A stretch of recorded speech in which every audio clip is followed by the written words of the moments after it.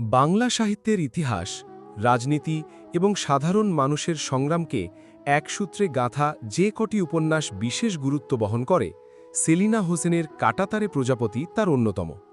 নাচল বিদ্রোহ, তেভাগা আন্দোলন, কৃষকের অধিকার এবং এক অসাধারণ নারীর নেতৃত্ব সবকিছু মিলিয়ে উপন্যাসটি কেবল একটি গল্প নয়, বরং বাংলার সংগ্রামী ইতিহাসের এক জীবন্ত দলিল। আজকের এই আলোচনায় আমরা ধাপে ধাপে জানব এই উপন্যাসের ঐতিহাসিক প্রেক্ষাপট, কাহিনীর ধারাবাহিকতা, গুরুত্বপূর্ণ চরিত্রগুলোর ভূমিকা এবং উপন্যাসটির অন্তর্নিহিত তাৎপর্য। পুরো আলোচনা সহজ ভাষায় সাজানো হয়েছে, যাতে যে কেউ খুব সহজেই উপন্যাসটির মূল বক্তব্য বুঝতে পারেন। বাংলা কথাসাহিত্যের অন্যতম সাহিত্যিক সেলিনা হোসেন তার উপন্যাস ও গল্পে মুক্তিযুদ্ধ, ইতিহাস, কৃষক জনজীবন, নারী এবং সমাজ বাস্তবতার নানা দিক অত্যন্ত শক্তিশালীভাবে তুলে ধরেছেন।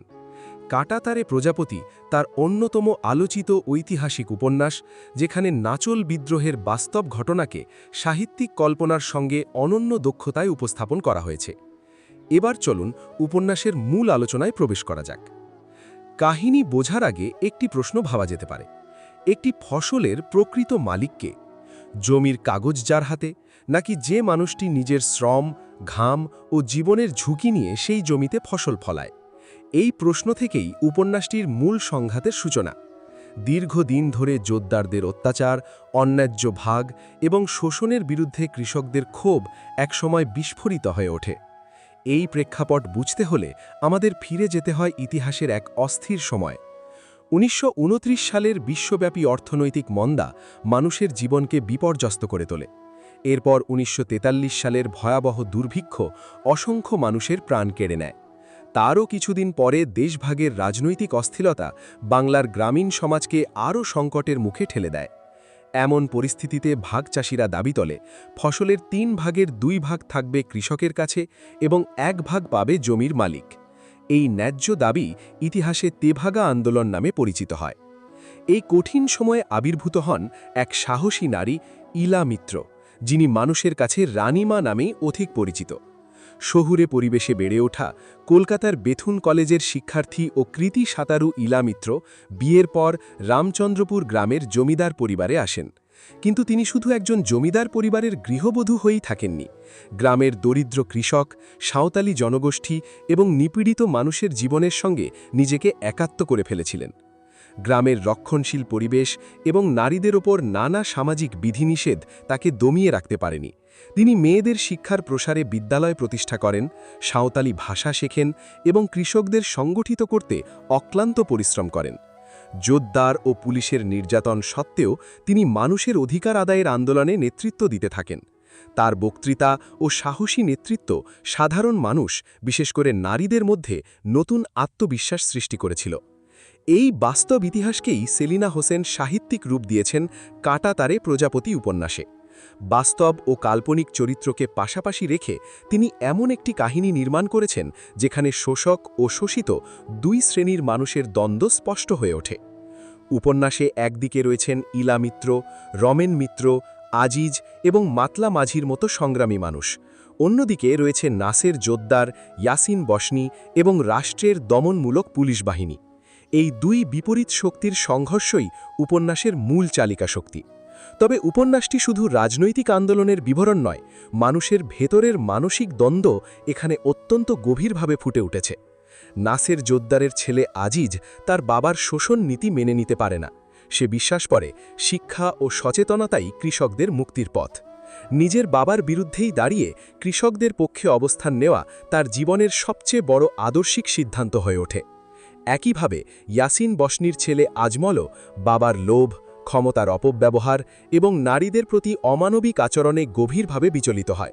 বাবার চারিত্রের এই অন্ধকার দিক তাকে মানসিকভাবে বিদ্রোহী করে তোলে। ফলে উপন্যাসে পিতা-পুত্রের এই সংঘাত কেবল পারিবারিক নয়, এটি দুই ভিন্ন মূল্যবোঝেরও সংঘর্ষ। উপন্যাসের সবচেয়ে হৃদয়বিদারক অংশগুলির একটি হল কুতুব ও জোহরার প্রেম কাহিনী। সামাজিক বাধ্যবাধকতার কারণে জোহরাকে অন্যত্র বিয়ে দেওয়া হয়।